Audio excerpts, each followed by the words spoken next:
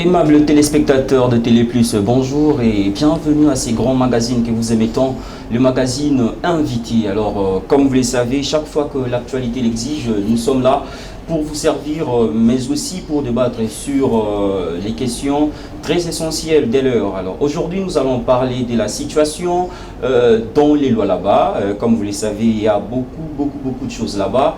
Il y a à boire et à manger sur la situation du Lualaba. Depuis un certain moment, le gouverneur Richard Mouyej n'est plus dans la province. Il est à Kinshasa pour les enquêtes de l'UGF. Il a été convoqué à Kinshasa. Mais aussi, l'intérim est assuré par Madame Fifi Masuka, qui est la vice-gouverneur. Beaucoup de choses. Alors, aujourd'hui, pour parler de la situation générale de la province du Lualaba, je ne suis pas seul sur ces plateaux. Je suis avec un grand encadreur de la jeunesse.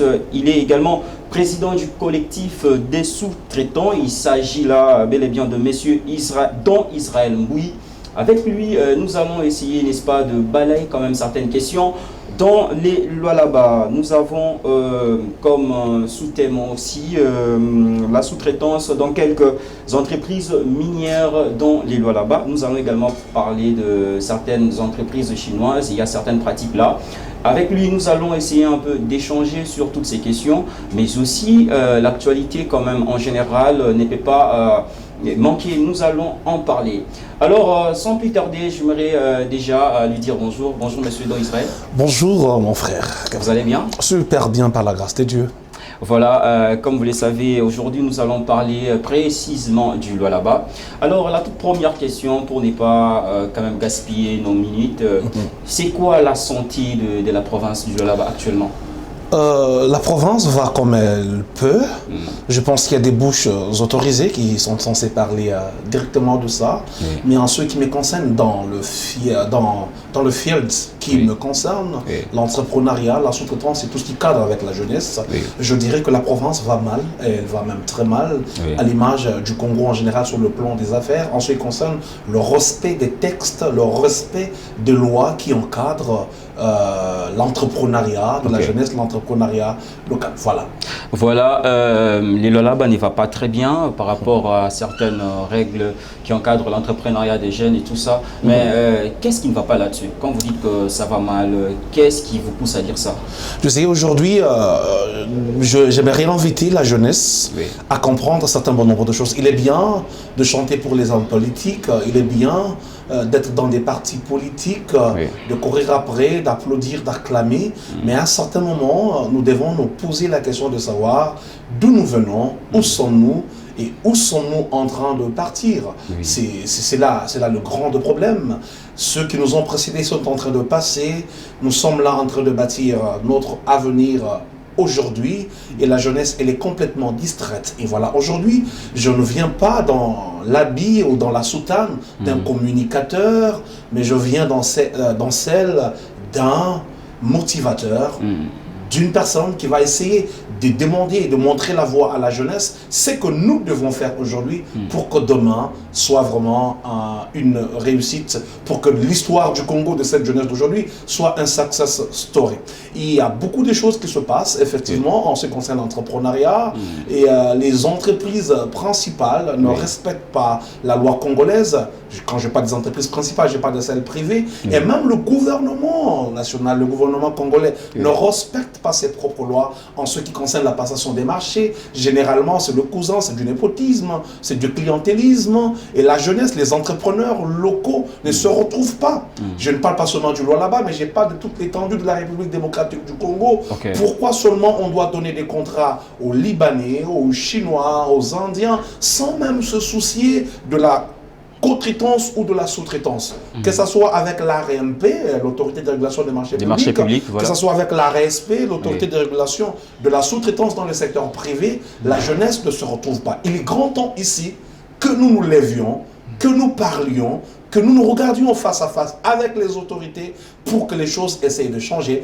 Les choses ne vont pas bien en ce moment. Voilà, j'aimerais quand même poser une petite question. Quand vous dites que l'État congolais lui-même ne respecte pas certaines lois sur la passation de marchés publics-privés et tout ça, sur également la protection de l'entrepreneuriat pour promouvoir la jeunesse, mais à quel point ça bloque? À quel point la jeunesse est bloquée pour se développer? Il y a plusieurs problèmes. Je parle d'abord de la capacité de mobiliser des grosses sommes d'argent dont souffre l'entrepreneur congolais. Oui. Les autres, les Indiens, les Libanais, les Kurdistanais, ceux qui viennent ici chez nous, ils sont appuyés, accompagnés par les banques de chez eux. Okay. Vous voyez un peu, on ne fait pas du business, du grand business avec l'argent de ses poches.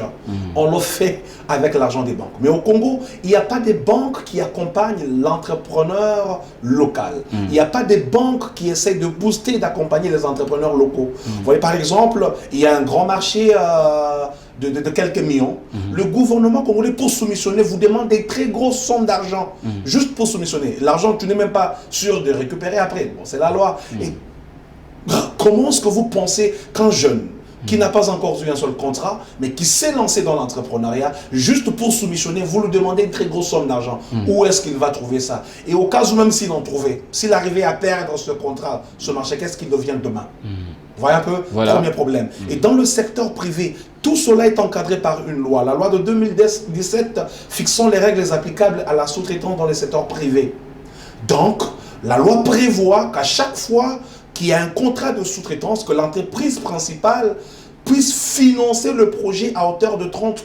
Okay. Ça veut dire, vous me donnez un contrat de 10 millions, vous devez d'abord rendre disponible 3 millions pour que je puisse implémenter le projet, pour que je puisse commencer les travaux en attendant les paiements au quotidien, au mensuel. Voilà un peu ça. Ce sont les situations qui font à ce que les entrepreneurs locaux ne se retrouvent pas. Mais voilà, j'ai une petite question sur ce que vous venez de dire tout à l'heure. Mais est-ce qu'on peut quand même aujourd'hui faire totalement confiance à la jeunesse congolaise jusqu'à ce point-là? Est-ce que la jeunesse elle-même, elle est déjà éveillée, elle est prête pour ces genres d'accompagnement? Parce que je me rappelle bien à un certain moment, le gouverneur Richard Mouyej, quand il était encore gouverneur en fonction, je me rappelle à un certain moment, voilà, ok, je me rappelle qu'à un certain moment, il donnait, il distribuait aux jeunes Lualabé, je crois, une somme de 5 000 ou 10 000 dollars comme ça à certains jeunes de la province pour se développer. Et là, on ne sait même pas la suite. Alors, on ne sait pas comment ça se passe. Est-ce que la jeunesse elle-même, elle est prête pour ça? Elle est prête pour cet accompagnement? Parce qu'on ne peut qu'accompagner que celui qui est capable pour recevoir cet accompagnement-là. Et celui qui est aussi à la hauteur, qui peut bien faire les choses et aussi rendre l'ascenseur à celui qui lui a donné, n'est-ce pas, les fonds pour le démarrage. Tout à fait. La jeunesse, elle est prête. La jeunesse est consciente. Mais je pense que le problème souvent se pose sur le casting.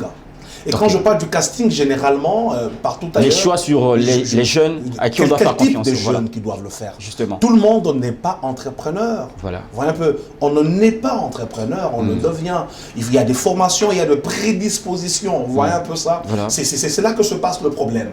Donc aujourd'hui, je te mentirais si je te dirais par exemple pour le cas d'espèce du Lualaba, qu'il n'y a pas des jeunes. Non, il y a des jeunes capables, des jeunes qui se battent, des jeunes qui se démarquent. Je ne saurais pas citer des noms, ils sont nombreux, mais ils ont besoin de cet accompagnement.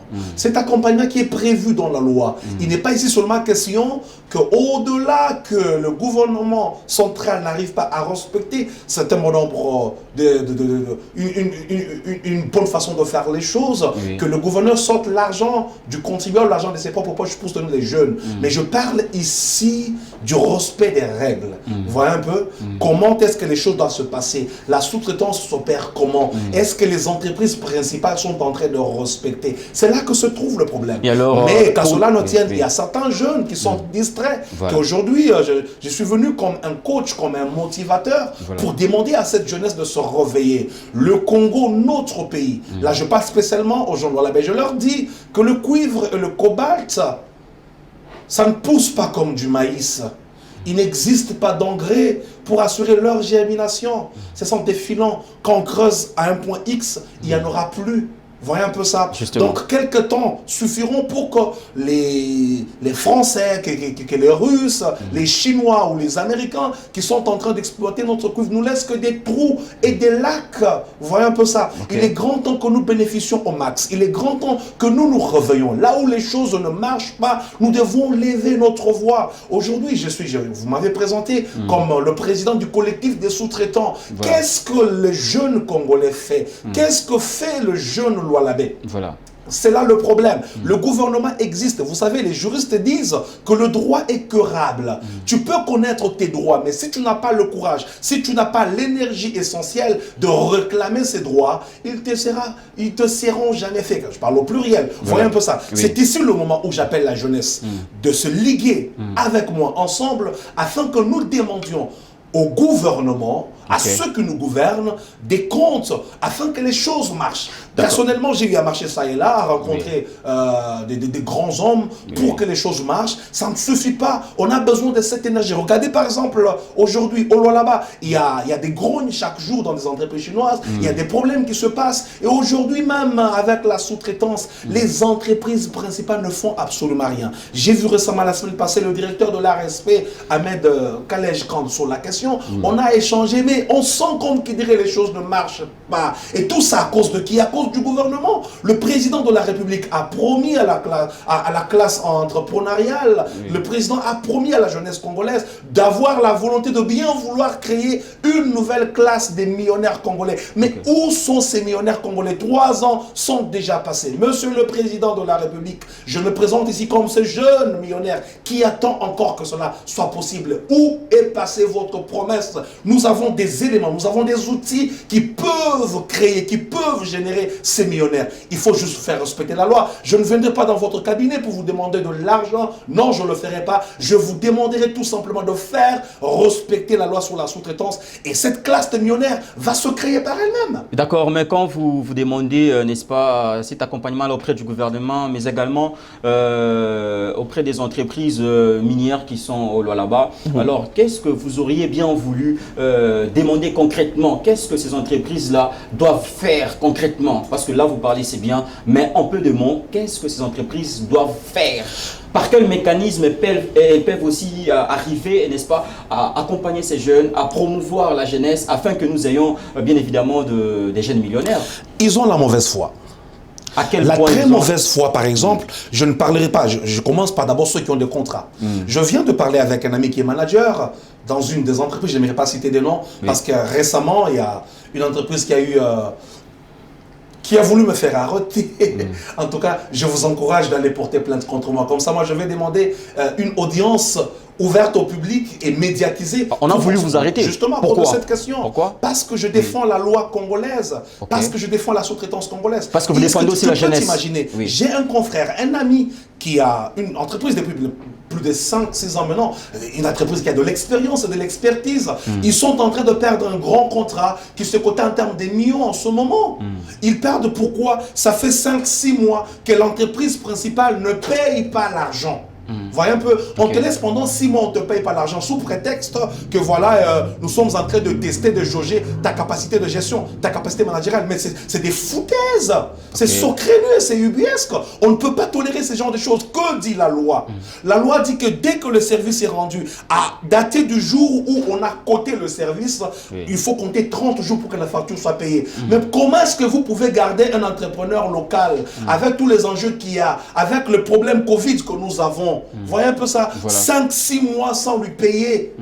Comment est-ce qu'il va payer ses travailleurs? Et les travailleurs sont en train de vouloir maintenant quitter. Les uns chercher comment manger, comment nourrir leur famille. Est-ce qu'il y a du cœur dans ces pays? Est-ce que le président ne connaît pas ce problème? Parce que personnellement, j'ai écrit un mémorandum, là où j'ai bien signifié ces choses. Ce mémorandum est sous la table du président. Est-ce qu'il a reçu? Mais quand on m'a déjà invité à la présidence, par un collège de la présidence, pour parler de la question, ça veut dire que le mémorandum est arrivé. Récemment encore, j'ai introduit une demande d'audience au directeur de cabinet afin d'essayer de pousser cette chose. Vous savez, le président, celui que nous avons comme celui qui est passé, Joseph Kabila Kabange, parfois je pense que c'est les gens qui entourent les autorités qui sont mauvais. Voyez un peu ça? Comment ça? Le président a donné le temps, quand il était à Kolwezi, que voilà, je ne vois rien. J'ai besoin de voir les choses bouger. J'ai besoin que l'entrepreneuriat, que la sous-traitance marche. Mais où sont les autorités? Bonsoir, Maman Fifi Masuka Saini. Il est grand temps de bouger les lignes. Pas seulement pour d'autres choses, mais aider la jeunesse. Ici, je ne viens pas parler de ce qui est politique, de savoir Fifi Masuka ou Richard Mouej Manguez-Mans. Mais au finish, je suis jeune, je suis entrepreneur. Où est ma part en tant que Congolais? Mais cette question-là, vous la posez à qui? Parce que vous venez de dire tout à l'heure que vous avez été, n'est-ce pas, reçu à la présidence par les collèges. Alors, c'est quoi les retombées de cette rencontre? Puisque vous avez, n'est-ce pas, fait montre de votre propre bravoure, vous êtes parti jusqu'à la présidence, vous avez été reçu. Pas seulement à la présidence, à la primature. À la primature également. Le collège m'a encore reçu dans quelles sont les retombées? Pas seulement là-bas, au ministère des Mines. J'ai échangé personnellement avec Madame Samba Kalama, la ministre des Mines. J'ai parlé avec elle sur cette question. C'est quoi alors aujourd'hui au Congo, les autorités ne peuvent plus nous dire qu'ils ne connaissent pas la situation. C'est alarmant. Rien ne marche jusque-là. Je l'espère au moins, mais rien ne marche. Le président n'a qu'un mandat de 5 ans. Rien jusque-là. On nous a promis des choses, mais des choses qui ne sont pas encore concrètes. Parce que je le croirai le jour que moi-même, je verrai réellement que le gouvernement doit s'impliquer dans la chose. Nous perdons beaucoup d'argent. On parle ici des milliards de dollars par an avec le service. Parce qu'aujourd'hui, comment est-ce que tu peux comprendre que tous les services soient redirigés vers l'Afrique du Sud? L'argent, le travail, le lait qui se fait au Congo bénéficie à l'Afrique du Sud, bénéficie à la Zambie, bénéficie à l'Australie. Comment est-ce que tu peux comprendre ce genre de choses? Comment est-ce que tu peux accepter? Comment est-ce que, Monsieur le Président, vous pouvez accepter qu'une entreprise principale manufacturière, voyez un peu, une entreprise qui produit du ciment, parte vendre le ciment au dernier consommateur qui est une entreprise? Comment? Il n'y a pas de courtier dans ce pays. Est-ce que pour être courtier, pour être agent d'une entreprise, il suffit d'être, par exemple, que sur ton registre de commerce, que cela soit mentionné, et que je me présente chez une certaine entreprise, que voilà, je suis courtier dans ça, je livre des services. Une entreprise qui ne peut pas livrer le service lui-même. C'est de l'argent qu'on perd dans ce pays. Vous voulez créer des millionnaires, nous sommes là, mais vous devez nous accompagner, vous devez nous aider. Jusque-là, rien n'est fait. Je peux même dire ici, du haut de votre podium, que le président de la République, le gouvernement, ils sont complices de cette façon de faire les choses. C'est le gouvernement qui est complice. Donc, nous demandons au gouvernement de changer les choses.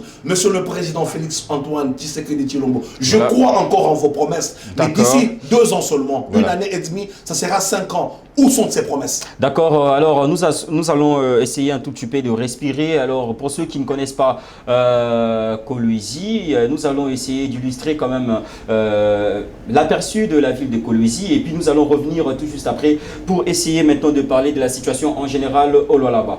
Voilà, regardez un peu la ville de Kolwezi. C'est vrai qu'à un certain moment, ça s'est dit partout. Richard Mouej a fait de Kolwezi un petit paradis et tout ça. Mais, n'est-ce pas, ces propos sont contredits par certaines personnes qui soutiennent la vice-gouverneur Fifi Masuka, qui disent que c'est lors de son intérim que Kolwezi commence à se développer peu à peu. On suit cet aperçu, on revient tout juste après pour voir comment est-ce que nous pouvons clôturer notre émission. Je peux voir le son?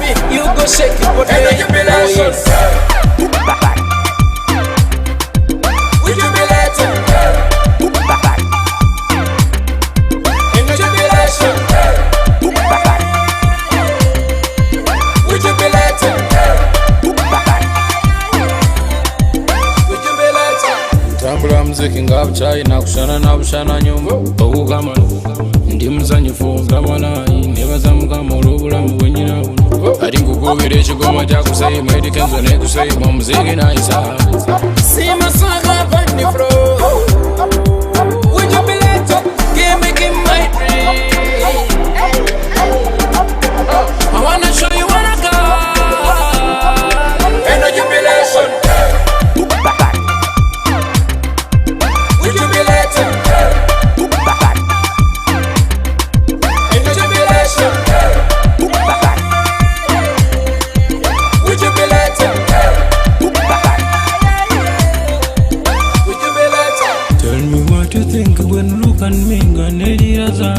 Oh yeah, I mean what do you think when look at me sembera ndi byange. Oh yeah, tambule chikoma ngo mchina chivuga ne chikuba noloza balu China nyimba mu Luganda bwe lutambula ndikuba ne lutambula oloza tiru China mwana muwala kamale sibo oline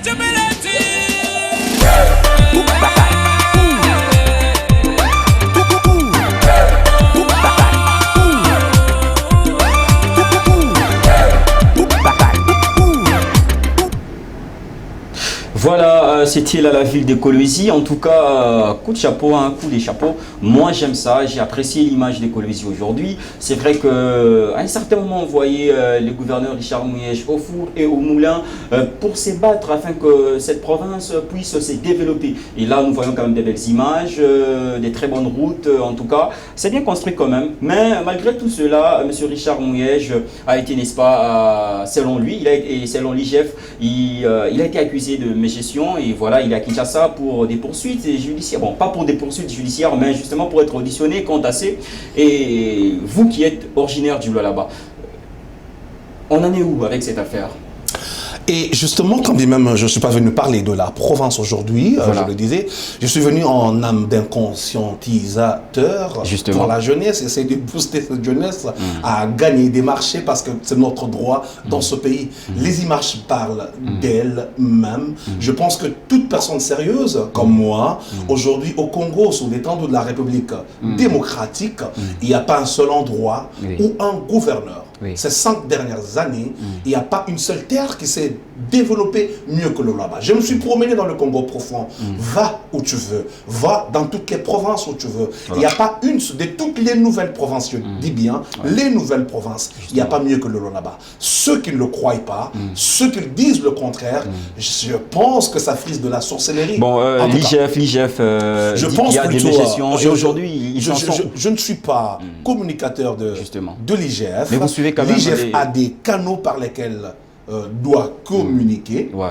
Ils vont le faire en temps voulu et j'espère bien que le gouverneur va rentrer dans sa province, pérenniser ce bel élan de développement que tout le monde peut voir.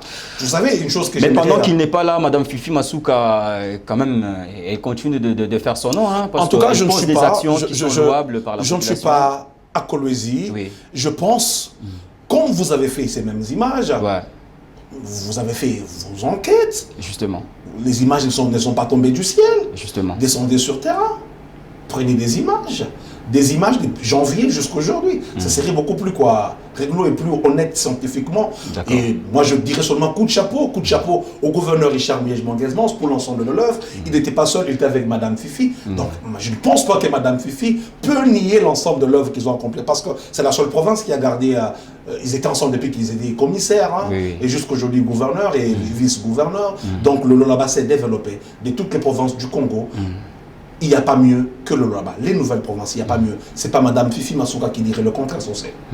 D'accord, alors merci. Nous tendons petit à petit vers la fin de notre magazine d'aujourd'hui. Voilà, nous parlons de la situation générale, en général au Lualaba. Et nous avons reçu une fois de plus pour vous, Monsieur Don Israël Mboui, avec qui nous débattons sur cette question essentielle et aussi tout à fait sensible, parce que le Lualaba, c'est aussi une province aujourd'hui comptée parmi les meilleures provinces de la République démocratique du Congo en termes d'infrastructure, en termes du développement. Là, en tout cas, on ne doit pas les nier, mais seulement que nous avons enregistré quelques couacs de l'autre côté et nous avons voulu faire venir un originaire du Lualaba, un encadreur des jeunes qui peut s'exprimer et aussi il est un grand entrepreneur, voilà. Et aussi par rapport à certaines choses qui ont été signalées dans quelques entreprises minières dans cette partie de la République démocratique du Congo. Alors, Monsieur Don Israël, vous êtes également président de la Ligue des progressistes, c'est ça? Tout à fait. Alors, quel est votre rôle?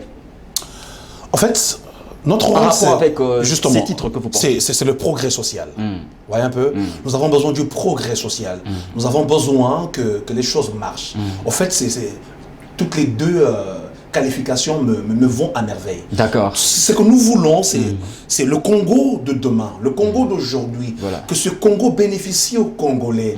Nous en avons marre de chanter sur les toits du monde que nous sommes le scandale géologique, mais dont la population, elle est extrêmement pauvre. Il faut que le cuivre, le cobalt, le diamant, le zinc, le nickel du Congo bénéficie aux Congolais. Nous avons besoin du progrès social. Et le progrès social ne passe que par le travail. Donc aujourd'hui, le Congolais ne doivent pas se muer seulement en demandeurs d'emploi, alors que même quand ils sont demandeurs d'emploi, c'est la souffrance. Je prends le cas par exemple des entreprises chinoises qui ne respectent pas les Congolais.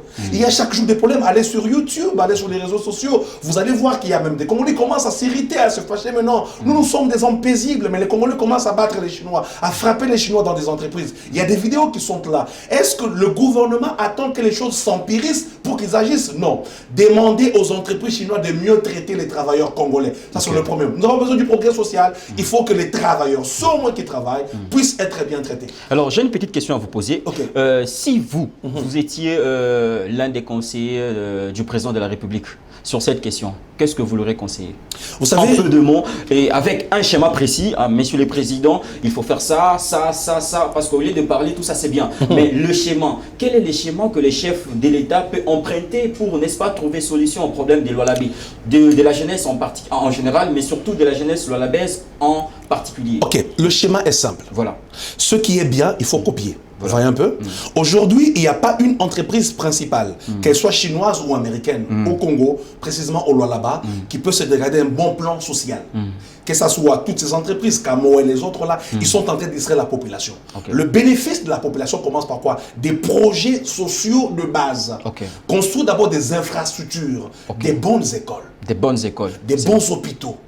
Tu viens travailler, construis d'abord ça dans ta sous-région. Voyez un peu, des bons logements pour les travailleurs. Aujourd'hui au Congo, nous gardons encore les camps que les Belges avaient construits pour la GECAMINE, pour la SNCC. Où sont les camps de KCC? Où sont les camps de Sicomine? Ils viennent, ils exploitent notre cuivre, notre cobalt, ils habitent dans des containers. Comment est-ce que vous penserez au progrès social? Ça ne viendra pas. Il faut commencer par là. Leur cahier de charge sociale, il faut qu'on le revoie. Deuxièmement, la deuxième catégorie des jeunes, ceux qui sont entrepreneuses, voyez un peu, ceux qui entreprennent, il y a des lois pour cela. Faire respecter la loi. Que dit la loi? La sous-traitance est réservée aux Congolais, les entreprises à capitaux congolais. On fait respecter cette loi. Et vous allez vous retrouver que les Congolais vont s'épanouir. Et même quand on laisse cette loi, qu'est-ce qu'ils font maintenant? Ils commencent à bloquer le fonctionnement. On commence à sous-coter les contrats. Qu'on fasse un audit interne. Je sais que c'est difficile parce qu'il est question de plusieurs centaines de millions, voire des milliards de dollars l'an. Alors c'est que je demanderai au président de la République. D'ailleurs, c'est un projet en cours.